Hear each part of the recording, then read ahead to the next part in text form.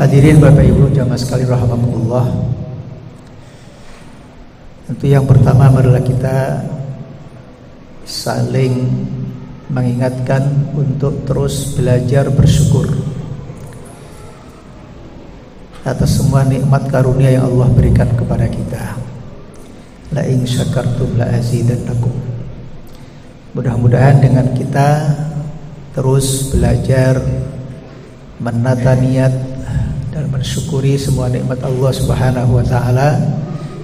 Nikmat-nikmat berikutnya sudah dipersiapkan oleh Allah dan akan diberikan kepada orang-orang yang pandai bersyukur. Salawat dan salam tentu terlimpahkan pada junjungan kita Nabi Muhammad Rasulullah sallallahu alaihi wasallam.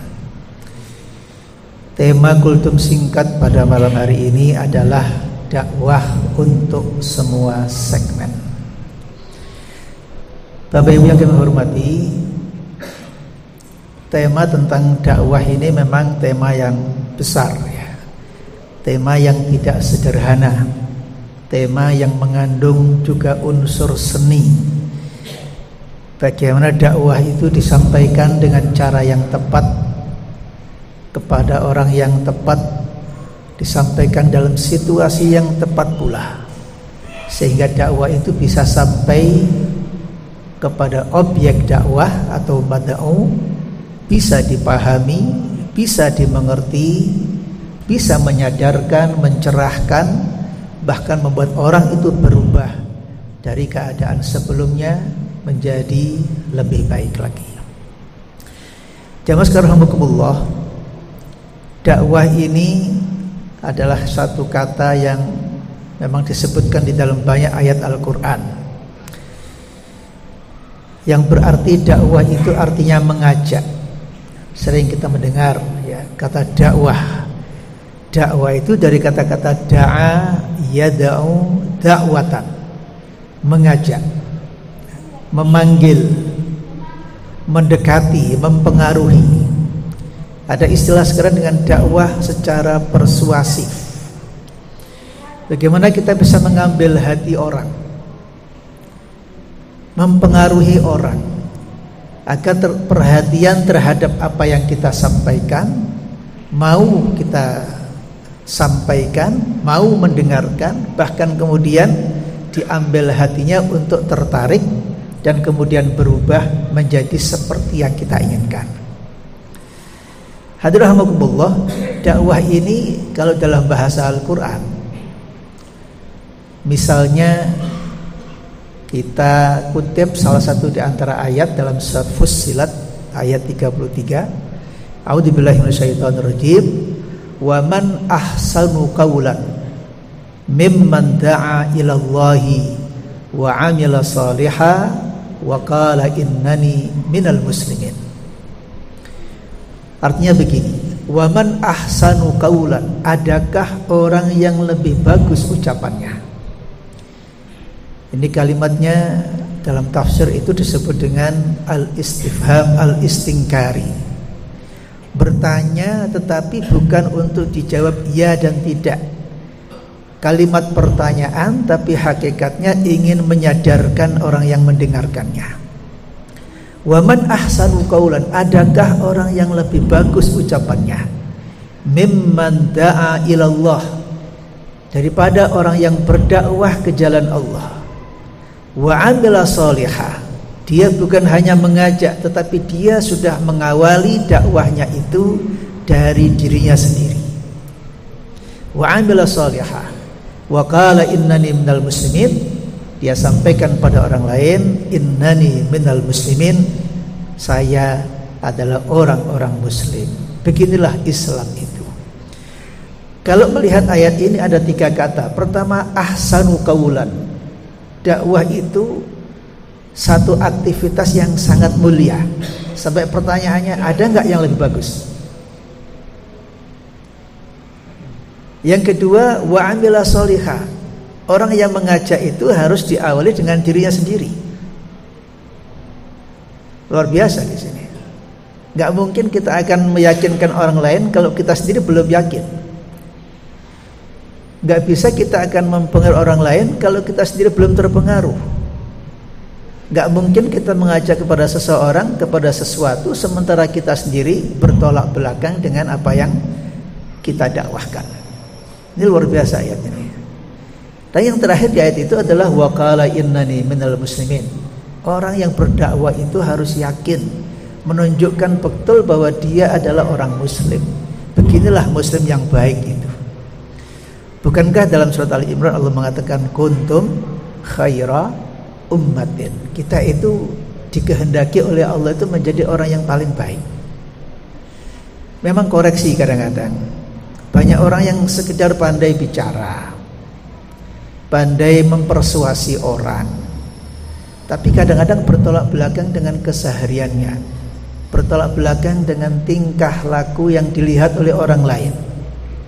Dakwah itu bukan hanya kemampuan kita untuk menyampaikan, bukan hanya kemampuan kita untuk melogikakan, bukan hanya kemampuan kita untuk mempengaruhi orang kemudian percaya dengan apa yang kita ucapkan.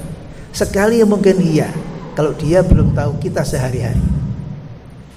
Tetapi orang yang ada di sekitar kita, yang sehari-hari melihat kita, menyaksikan kita, dia akan menjadi saksi apakah yang kita sampaikan itu memang oleh yang menyampaikannya sudah dilakukan. Para ulama-ulama kita memang dakwah itu secara khusus memang tugasnya orang-orang yang punya kapasitas. Para ulama, al-ulama'u warathatul anbiya, memang betul. Karena dakwah itu nggak boleh asal-asalan. Dakwah itu punya kontennya, dakwah itu punya strateginya, dakwah itu punya value-nya. Dakwah itu harus dimulai dari diri sendiri orang yang mendakwahkan. Banyak persyaratan sebenarnya.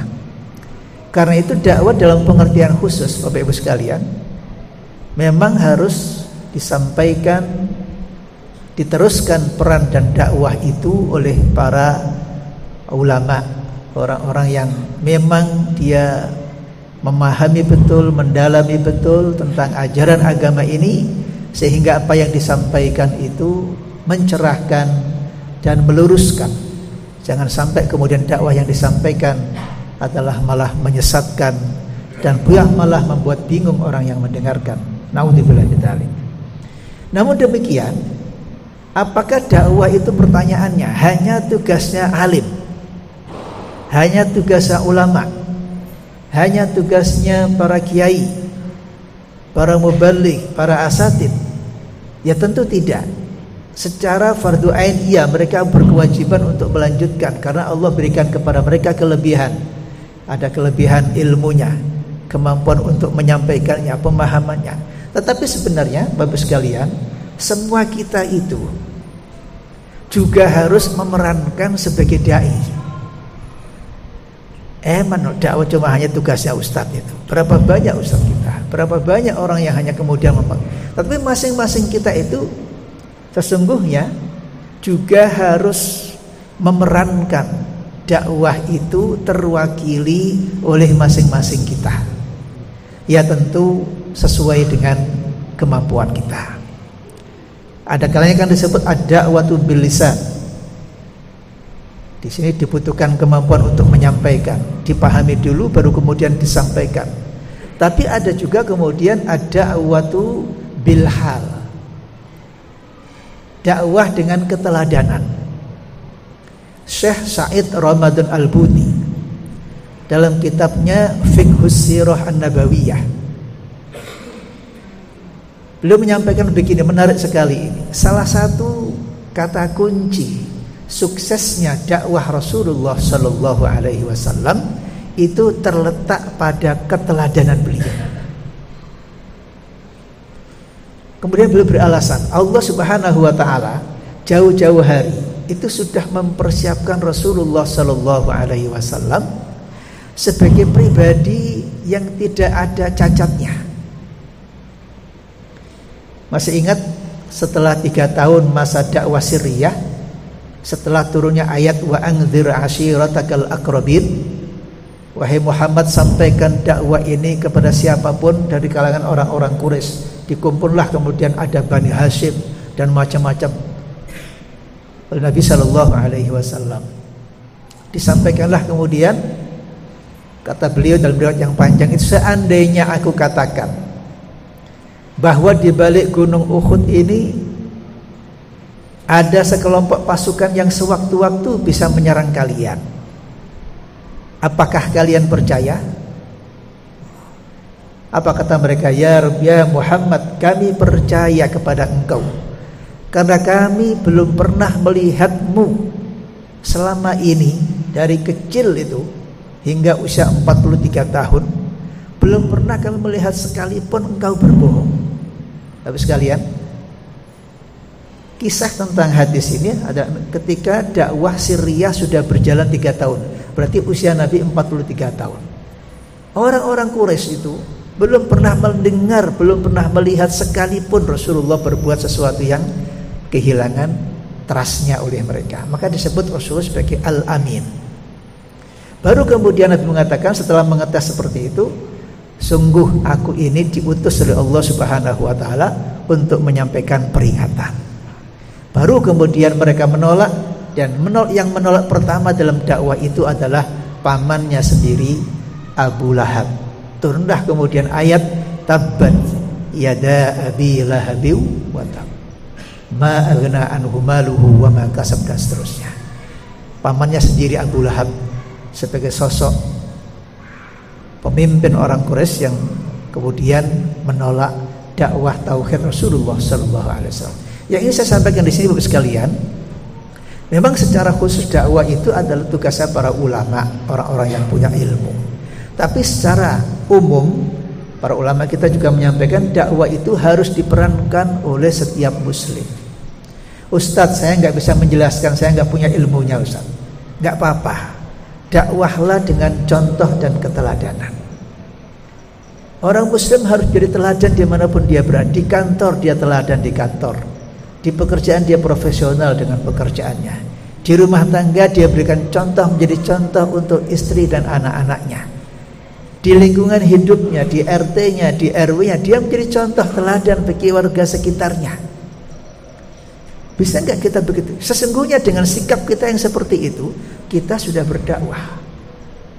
Apalagi kalau kemudian kita punya kemampuan untuk menjelaskan, tahu dalilnya, tahu pemahamannya, maka insya Allah itu akan jauh lebih sempurna. Bapak sekalian yang kami hormati, karena itu yang perlu diperhatikan dalam dakwah ini, yang pertama adalah pribadi kita sendiri. Ya. Yang paling penting pertama harus kita pahami adalah diri kita sendiri. Ya. Karena dakwah itu mempengaruhi orang lain. Maka koreksi pertama adalah diri kita sendiri. Mari kita selalu berusaha untuk memperbaiki diri kita. Mulai ditata niatnya. Kita berdakwah bukan mencari popularitas. Kita berdakwah bukan untuk dipanggil bahwa kita alim. Naudzubillah min dzalik.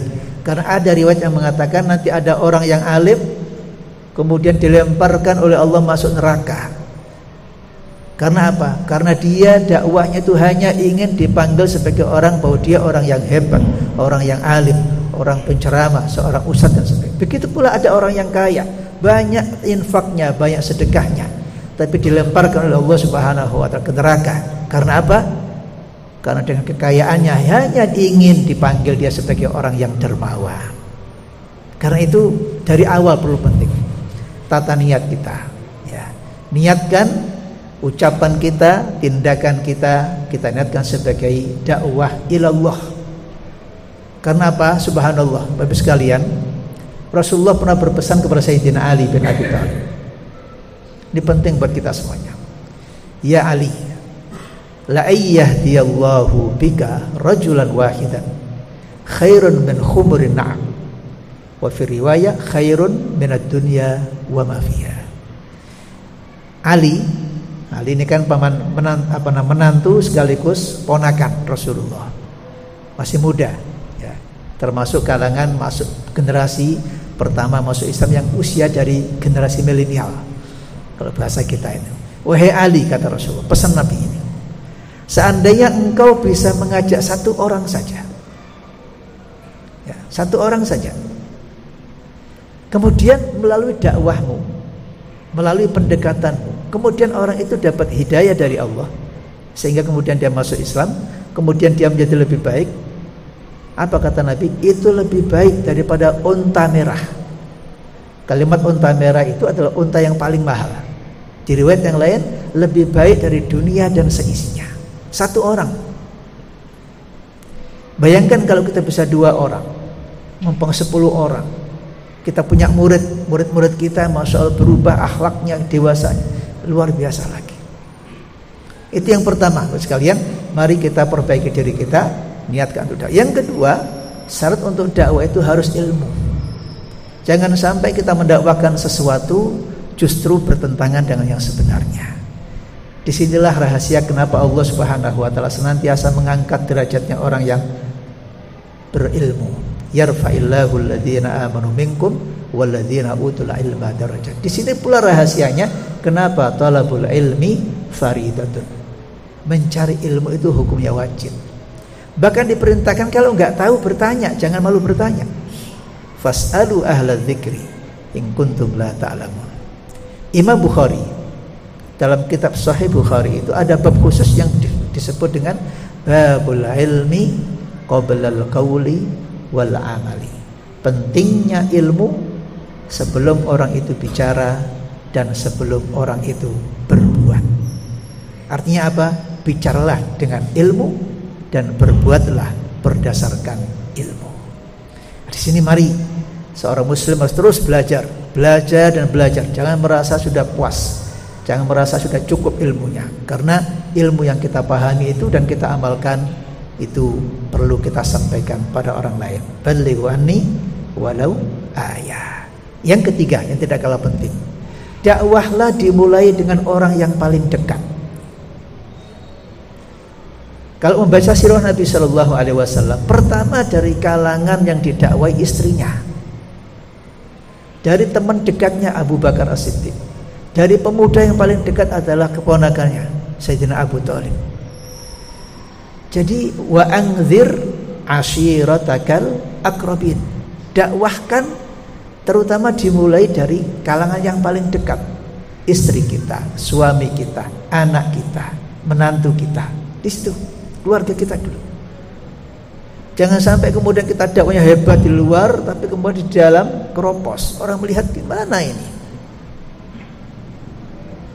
Jadi ini penting karena harus ada prioritasnya. Dimulai dari situ sampai kemudian orang dekat-dekat kita, keluarga kita menjadi orang yang sevisi, menjadi orang yang kemudian malah mendukung dakwah kita. Jangan malah berbalik, dakwah kita kepada A, sementara orang tua, anak-anak kita, keluarga kita bertolak belakang dengan apa yang kita dakwahkan. Dan yang terakhir yang tidak kalah penting, katanya pendek kultum ya, lebih dari 7 menit ini. Yang terakhir mungkin, nanti kalau koma nggak selesai. Yang terakhir, yang tidak kalah penting adalah saat ini dakwah itu perlu kolaborasi. Tidak bisa kita mengajak sendirian. Dakwah itu bukan hanya tugas personal. Masing-masing kita mari secara pribadi manusia, iya masing-masing kita berdakwah. Kita butuh kolaborasi. Di RT dengan Pak RT-nya, penting itu. Jangan sampai Pak RT-nya malah menjadi penghalang dakwah. Di organisasi, di sekolah, dengan penentu pembuat kebijakan di sekolah, yayasannya, guru-gurunya, kepala sekolahnya. Ya, dalam lingkungan lebih besar lagi, ormas. Ada Muhammadiyah, ada NU, ada Al-Irsyad, ada macam-macam. Ada IKADI dan seterusnya. Di semua lembaga-lembaga kita butuh kolaborasi.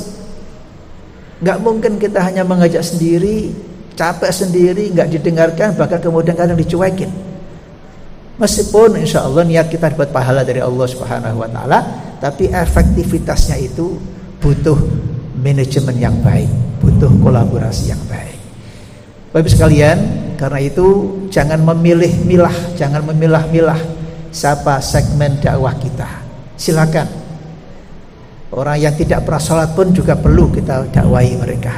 Jangan berdakwah pada orang sudah baik-baik saja. Mohon maaf, yang belum bisa baca Quran itu masih cukup banyak. Ini indikator saja. Yang belum sholat masih banyak. Dewan Masjid Indonesia di akhir bulan Desember tahun 2022 yang belum bisa baca Quran hampir 60%. Saudara-saudara kita yang masih buta huruf Quran itu 60%. Yang nggak kenal masjid, nggak bisa baca Quran, otomatis nggak bisa baca Quran, nggak bisa sholat. Fatihah nggak bisa, Qul nggak bisa. Bagaimana lagi kita menanyakan tentang kualitas sholatnya? Baca Qurannya belum bisa. Jangan hanya kita sibuk atas perbedaan-perbedaan, sementara mereka saudara-saudara kita yang belum tersentuh dengan nilai agama, belum mendapatkan hidayah Allah Subhanahu wa taala. Mari masing-masing kita menjadi Sayyidina Ali seperti yang dipesankan Rasulullah sallallahu alaihi wasallam. Mudah-mudahan singkat kultum tentang pentingnya dakwah untuk semua segmen ini. Mari masing-masing kita mengambil peran untuk melakukan dakwah. Kalau enggak bisa dakwah bil lisan, bisa kita dakwah bil hal, ataupun kita membantu orang-orang yang membutuhkan bantuan kita. Mudah-mudahan Allah Subhanahu wa taala membersamai kita di bulan Ramadan ini, terbuka pikiran kita, terbuka hati kita, semakin kuat iman dan hidayah Allah kepada kita, dan kita lakukan tugas-tugas kita untuk menyampaikan dakwah kebaikan kepada orang lain. Subhanakallahumma wa bihamdika asyhadu an la ilaha illa anta astaghfiruka wa natubu ilaik. Mohon maaf. Assalamualaikum warahmatullahi wabarakatuh.